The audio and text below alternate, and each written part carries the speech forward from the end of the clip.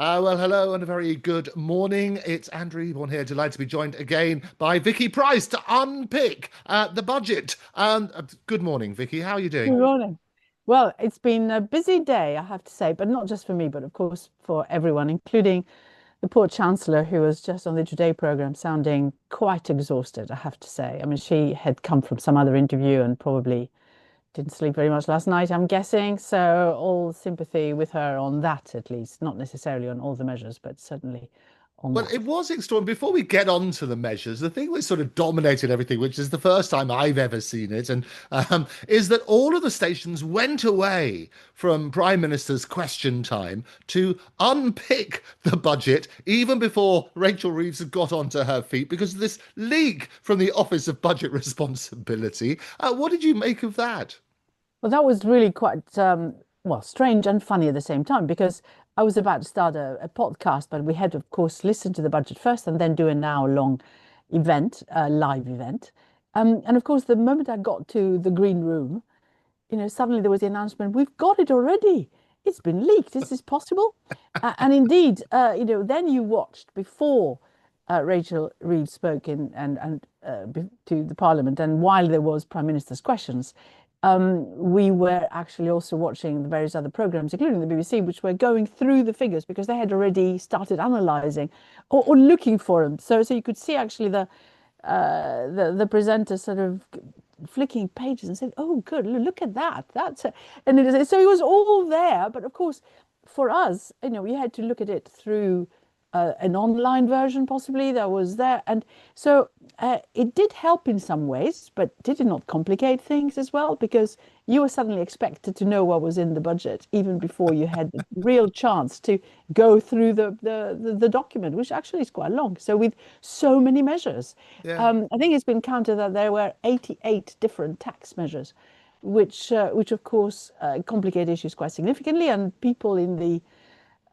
who are very keen on simplifying the tax regime are not going to be too pleased with that. And it goes back to what you and I have been discussing, which is that it would have been so much simpler if all she had done was just raise income tax rates across the board.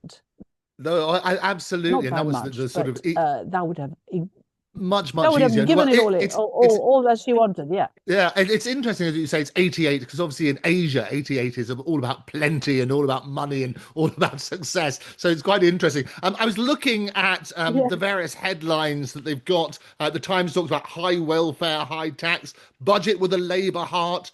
We've got there from the Mirror. The Sun says it's the Benefit Street budget, which will come on to that sort of Hmm. side. The Daily Express, a budget for Benefit Street paid for by working people. And that comes back to bite her.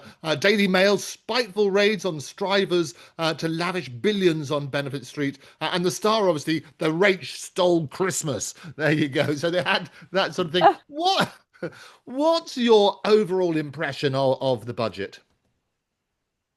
Okay, the first thing is to have a correction. It is just possible that it was 86 measures and not 88. So, Oh, what a so maybe this shame. is That's me with such a my happy thing, Asian such a happy thing analysis. after all. But one needs to look at it. It could well be either. So, I mean, it's still early in the morning here, and one hasn't gone through each of them yet in detail. So, indeed, it is a tax and spend budget without any doubt. Because taxes were raised by about 13 billion over the period, and spending mainly on welfare also increases by roughly that amount. So it's definitely, well, give or take a few billion, plus a few billion these days. Also, of course, you can't guarantee them.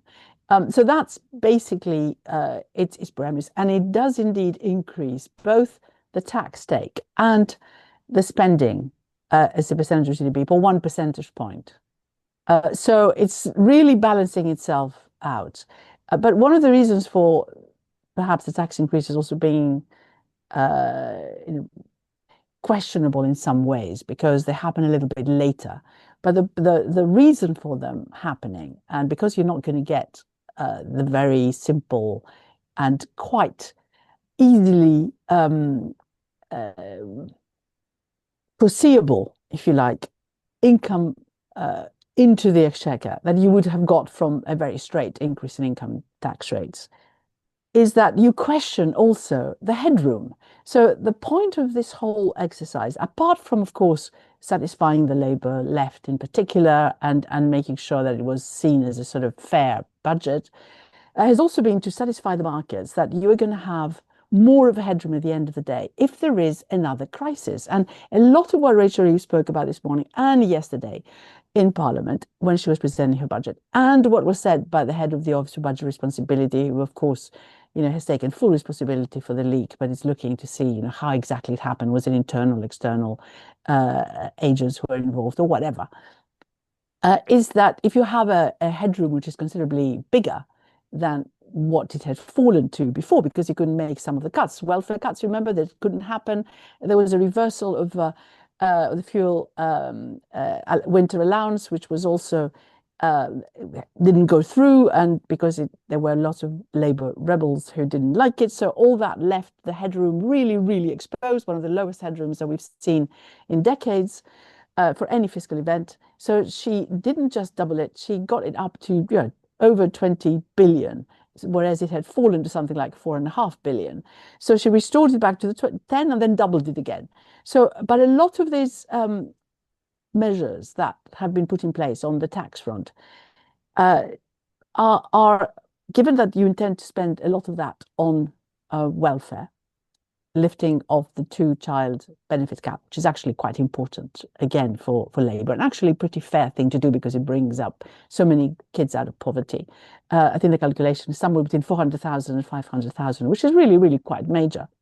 Is that part of what this headroom depends on? And Rachel Reeves mentioned that again today, didn't actually relate it directly to the headroom, but she said that we intend to also do this, which is what governments have said again and again and again, and the chancellors have said again and again and again. When I worked for the government, I could hear them say that we're going to get more efficiencies. We're going to be able to get fraud reduced in our welfare system. We're going to get more tax that comes in from ensuring that big corporates pay the right amount and that everyone who owes the money, pays it, so that there aren't any people who might manage to avoid it or evade it or what have you. And that is half of this 20 billion that I mentioned to you, more or less.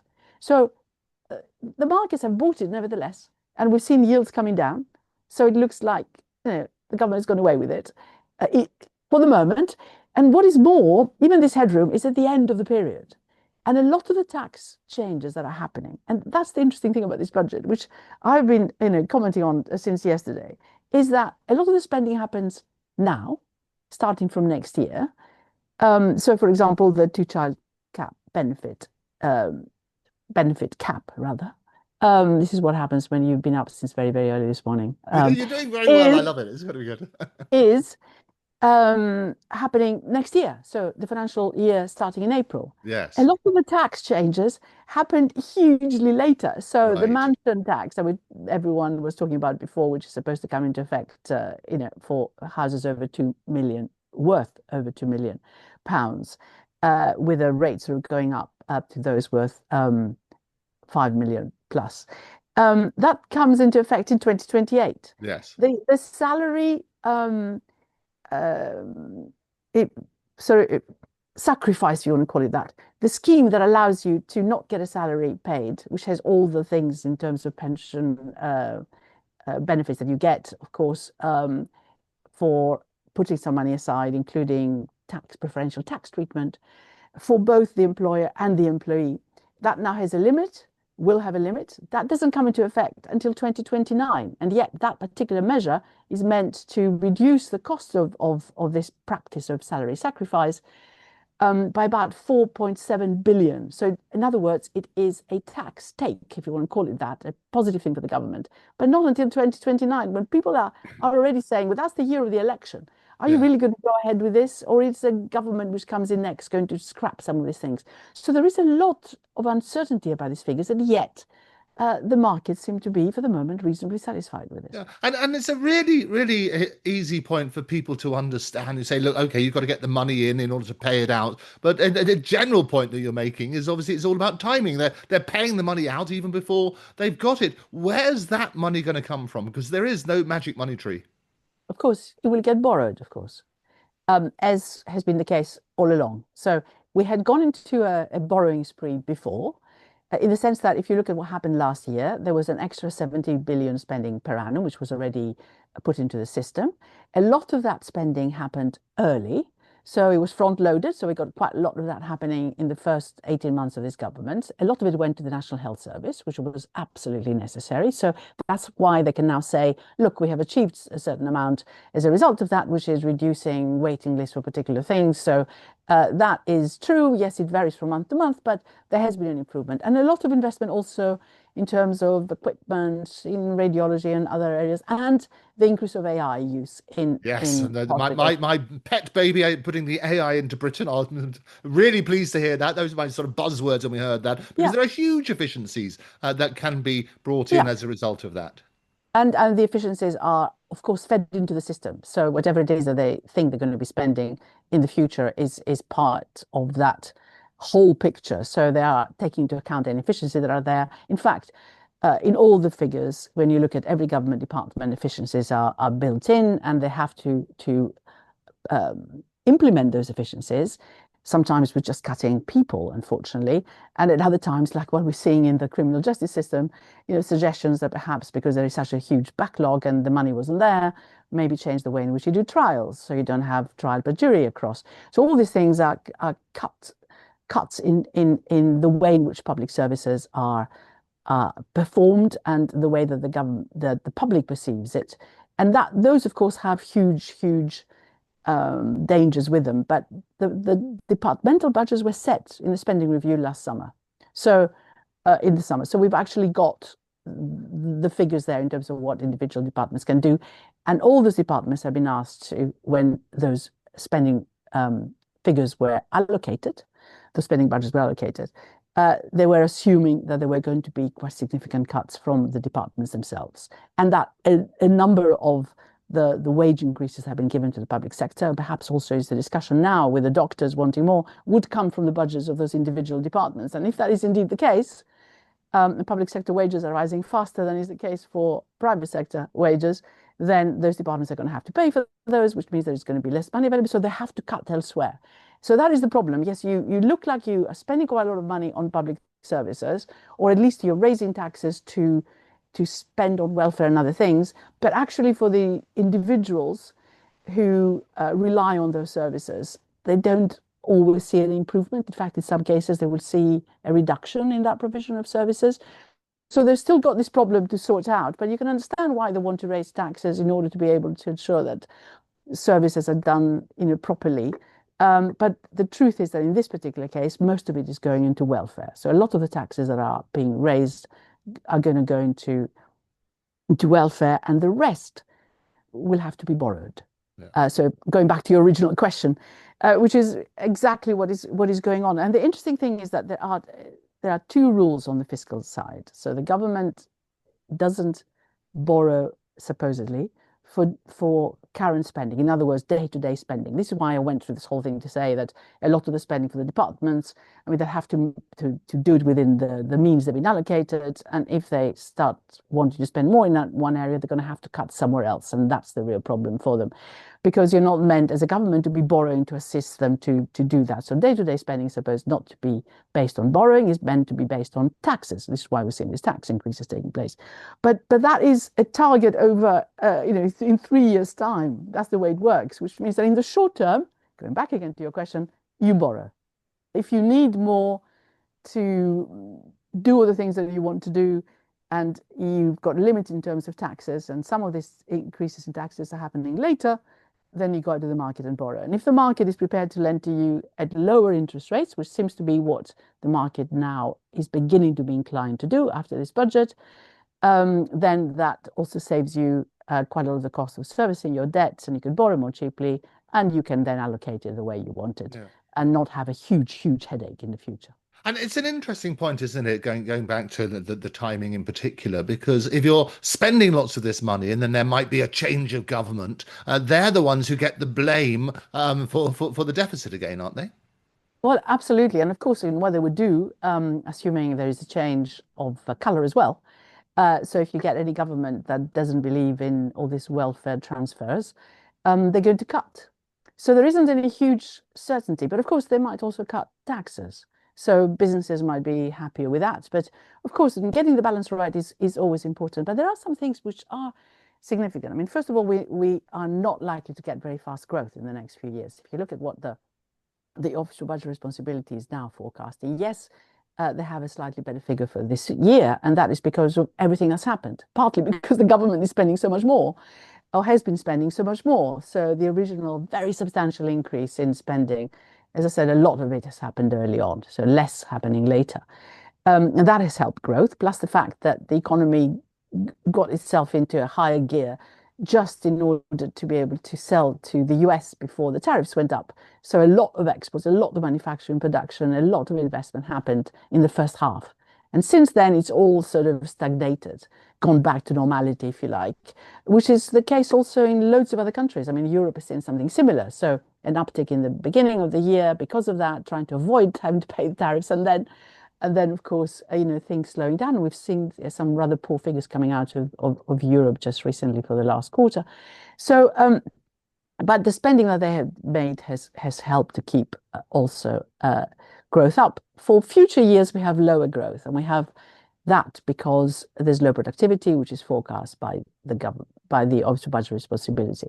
And what the government wants to do is try and do slightly better than that. And certainly Rachel Reeves has said that. She said that this morning in the interview as well, that she beat the forecast last year and she wants to beat the forecast again this year, sorry, for 2025. She wants to beat them again for 2026. Now, how does she want to do that? And this is part of the measures that she introduced in the budget, which include freezing of various aspects of our day-to-day life, which include rail fares. It includes prescription charges. It includes taking out of your household energy bills some of the costs that people have to pay, which have nothing to do with how much energy you use, but are there anyway. So there are green levies that are attached to your bill. So she's going to take those out, which means that the inflation picture, which the OBR already said is looking a little bit better than they had anticipated, even though it's worse than what they said a year ago, but it's better than they thought just a few months ago. That will improve, and the expectation is that it will cut inflation from where it would otherwise be by 0.4%. That should next year, 2026. I'm already sort of moving ahead. It's only a few weeks away. God, and that should allow the Bank of England to cut rates, and that is important. I think that's what she's depending on. That the Bank of England will cut rates faster. That's not fed in the forecast by the OBR because they have to assume the rates where they are.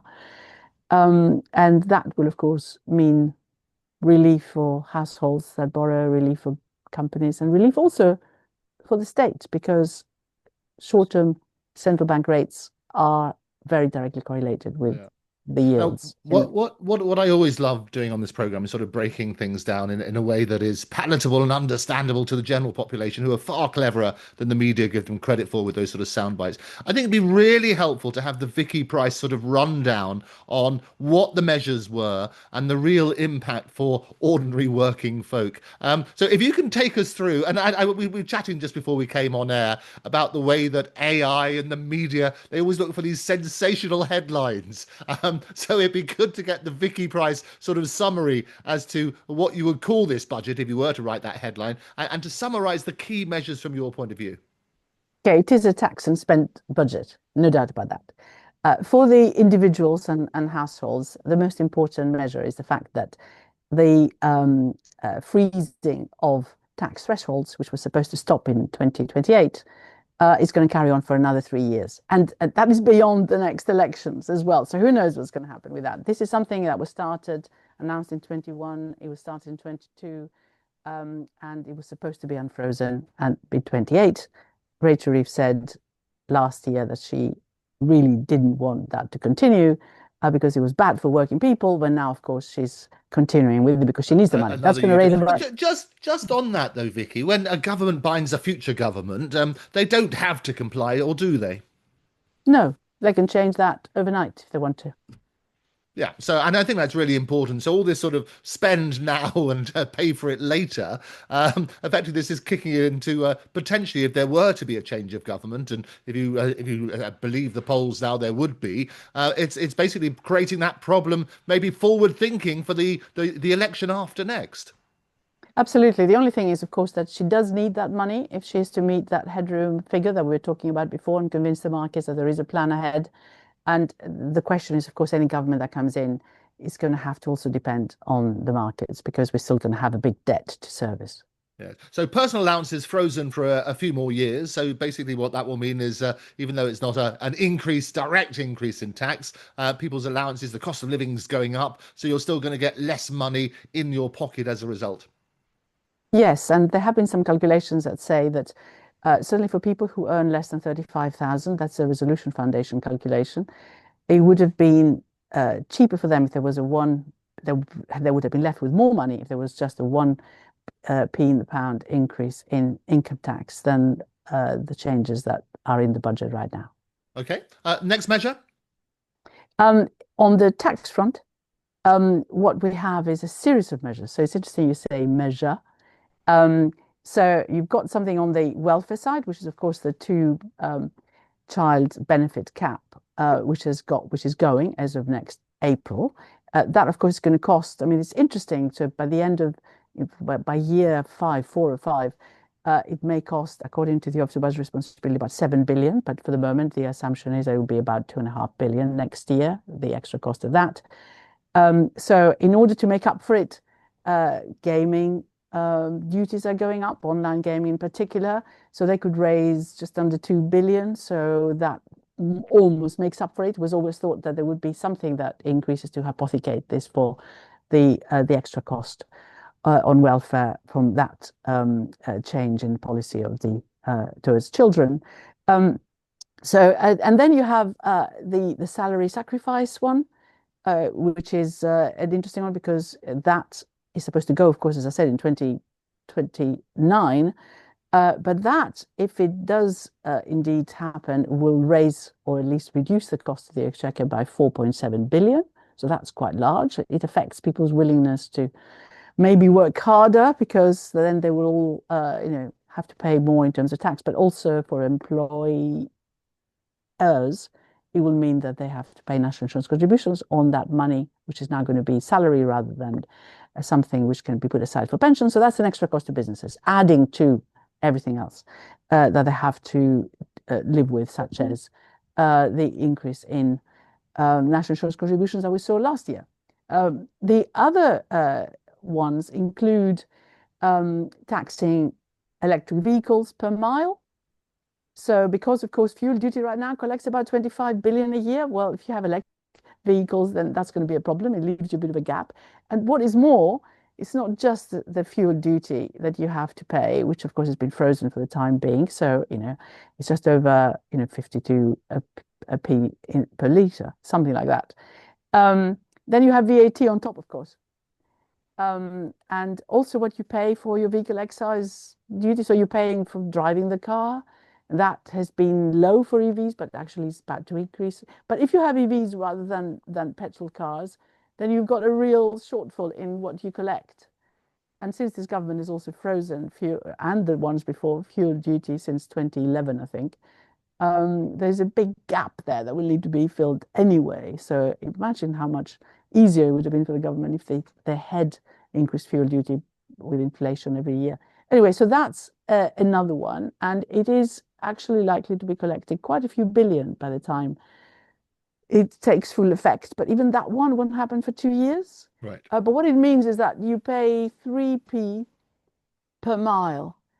And the question is, how do you calculate it? So loads and loads of comments about this. The easiest way, it seems, is if you do an MOT. Now, of course, you question whether you need to do MOTs, and I'm not sure whether even doing a yearly MOT for an EV is essential, but obviously there's going to have to be a check. And you read your miles that you've made in the year. So I don't know what that's going to do, discourage you from driving, not go to work. I can't come to work today because I'll be just over my limits, and then how am I going to pay for this or whatever it is, or done by assumption. So whatever you've done the year before, you do that, and then you get it back. It's a little bit like when you pay as if you're freelance or self-employed, you pay in advance for Yeah, whatever your is going to happen. self-assessment tax, they sort of work on the Yeah, 50% now and 50% in, and you sort of that's divide right. that up throughout the year. Yes. Something like that. But there is a question mark because we're subsidizing EVs on the one hand, and then we now decided, not having told anyone this was going to be the case, that we're also going to charge you as you drive. So given Yes. that EVs already have difficulty even charging their vehicles, that is just Yeah. maybe Well, a part miscarriage. of the investment is in this whole infrastructure. We spoke yesterday, just before the Hmm. budget, about that sort of side and the need for the rails and so on and so forth. Do you think that investment is going to be enough, and will that make a change in people's sort of behaviour, if you like? But there was a re-announcement of the investment that's happening on charging points, and I think that's good news, and also some extra support on the subsidy front, if you like, to encourage people to move to EVs. It is. There is no doubt that that's the way we're moving. And by the way, I should have mentioned that there is only half of that cost per mile for hybrids. So it looks like there are still, because there was a big fuss about will you still allow hybrids in the future, or is it all going to be just electric? And it looks like in this particular case they've been reasonably positive about the hybrids, but that is of course because a lot of the hybrids just fill with petrol, and then that charges a battery, and they carry on that way. Um, they have therefore a much wider range that they can do. But anyway, they're given a little bit of an allowance for hybrids as well, Yeah. which is a bit more generous than for Sure. EVs. There's also this knock-on effect. Talk to us about investment and dividends and so on and so forth, because Yes, that's been brought in line with absolutely. income tax just about now, hasn't it? Well, absolutely. So it's interesting when you talk about whether the manifesto commitments have been broken or not. So, I mean, they have been broken in a number of ways. I mean, first of all, with extension of this, the threshold, the frozen period, which has gone up for another 3 years, because of course that means you have to pay a lot more tax. And the calculation is that by the time all this has finished, and from the moment that the thresholds were frozen, we're going to end up by, I think in 3 years' time, I think is what the OBR is now forecasting, with an extra because there's frozen thresholds, 5 million people, new 5 million people paying the standard rate, and another 5 million people paying the higher rate, which is really extraordinary how it's influenced the tax take. And it's one, when we talked earlier about how she's going to finance various things, the truth is that because wages are rising faster and than been anticipated, and they're actually rising in real terms, even though real disposable incomes are not doing that well because of tax and everything else. There is a lot of tax that's collected. So from individuals, not so much from businesses, but from individuals. But what she has also done is increased the tax rate. So income tax has gone up, strangely, for savings income, for property income. So landlords have to pay 2% extra income tax, and on savings, 2% extra. And of course, dividends as well, which have gone up roughly by the same amount. So that means, I don't know, for many people, on the one hand, you're encouraging, a bit like with EVs, you're encouraging to go out and invest and take more chances, and help UK companies in the stock exchange improve the valuations, make sure many more companies come and list here. And there's been some concessions on the listing front as well. So the government is very keen on that side. And then with the other, you're actually penalizing people with savings. Yeah, And it's, so it that's a is debate. interesting, the sort of the knock-on effect, and this was again raised in the House. Kemi Badenoch talked about a couple of Mm, things. If you look at the landlord side, general point was, well, actually, it's going to be passed on to the tenants anyway. absolutely, which unfortunately is what tends to happen. It's a little bit like with the national insurance contributions. It's passed on to the consumers, or it's passed on to the people who work in companies because they get lower increases in their wages or they lose their jobs. But yes, or not only perhaps will they charge more, but they might just exit the market, which has become quite difficult anyway because of all sorts of new regulations and in some places, a bit like what was the case with Rachel Reeves, you got to declare your house if you're renting it to a particular council. So there is all that uh, regulatory side, which quite a lot of landlords find now, including environmental issues and safety, quite cumbersome for them, even though they're good things. That they would be exiting the market. So that is one you need to watch. Everything that you do on the tax front has a knock-on impact in Yeah. terms of behavior. And the reason why we as economists would much rather have a simpler tax like the income tax increase or national insurance contributions, whatever it was, or even reverse the one of Jeremy Hunt's before, is because all the other changes, all the little, whatever they are, 88 measures, whatever it is, maybe 86, as we discussed, um, actually, particularly if they don't happen immediately, encourage quite a lot of behavior change. And if you change your behavior, you simply cannot guarantee you're going to get that money. Oh yeah, Uh, absolutely. We spoke about this several times. Is obviously that you start taxing people, the very wealthy, they disappear altogether. So you get 100% of nothing is not a lot. The other thing you mentioned about the houses and so on and so forth, maybe the knock-on effect for that and the increase in council tax, because you've got to, it's two thresholds, isn't it? One is the 2 million, and then the 5 million. It sounds like a lot of money, but a lot of people are sort of property rich and cash poor, especially if you live in London, where house prices are absolutely crazy. Do you think that's going to have a knock-on effect, a big knock-on effect on the housing market? well, it might, but first of all, it's not going to happen until 2028. That's the first thing to say again. And it's interesting that the Lib Dems, for example, this morning again have come out against it because they're saying it's unfair because indeed, as you suggested, quite a lot of people live in houses whose value has gone up, but without necessarily having uh, caused this to happen. And also, they are indeed income poor to a considerable extent in various bits. But there is no doubt there are some properties which are incredibly expensive, owned by people who are very rich, and maybe there is a fairness issue. For me, the most interesting thing of all is that there's been such a fuss about it, and indeed people started trying to sell their houses early, Right. before the budget, but of course expecting things crazily that they would happen immediately, whereas of course we know in any case it wouldn't happen until April, maybe a bit longer, but actually now it's not going to happen for another 2 years.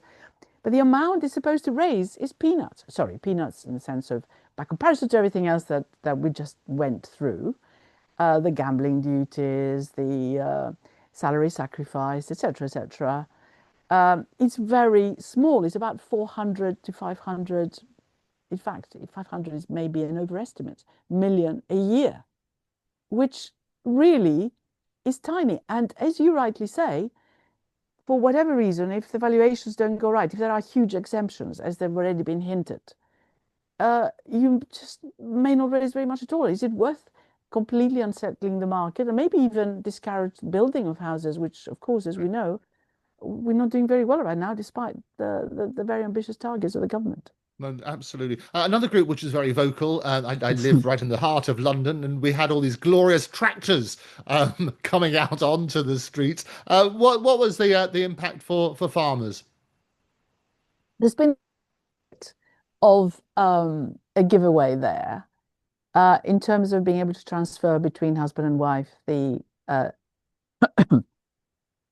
the allowance that you have, so that somebody could end up with at least having sort of 1 million of allowance before any inheritance tax perhaps needs to be charged. So a little bit of I mean, obviously one needs to look at it and see how much difference it makes and for how many. And there are complaints that actually doesn't really deal with the problem. So the farmers issue is still there. Transferring a business is an issue for many, and the cost of doing so is getting lots of people to think perhaps we give up on farming. And yet we know, and recently, of course, it's been re-emphasized because you look at the high price of food. Is one area of inflation which has continued to rise, and that's a bit of an issue. That we do need local farming, and we do need to encourage it more. And quite a lot of sort of smaller farms might just go out of business, and that's been an issue. So they haven't necessarily been given any serious sort of food back to keep them happy for a while. But there've been some small concessions. But obviously, whatever lobbying there has been seems to be having some small impact, and I would suspect that that will continue. Yeah. So in summary, then, who are the real beneficiaries and who are the real losers? Beneficiaries are those who are now restricted by the two-child benefit cap. That's the one thing. Because I think the calculation is that those families, and there are hundreds of thousands of those, may well be £5,000 better off, um, which is something. The losers um, are the working person, really, who are going to have to carry on paying a lot more tax than would otherwise have been the case. And where, if you look at the data and the forecasts, by the end of this period of this parliament, they're still going to have real disposable incomes lower than they were pre-financial crisis.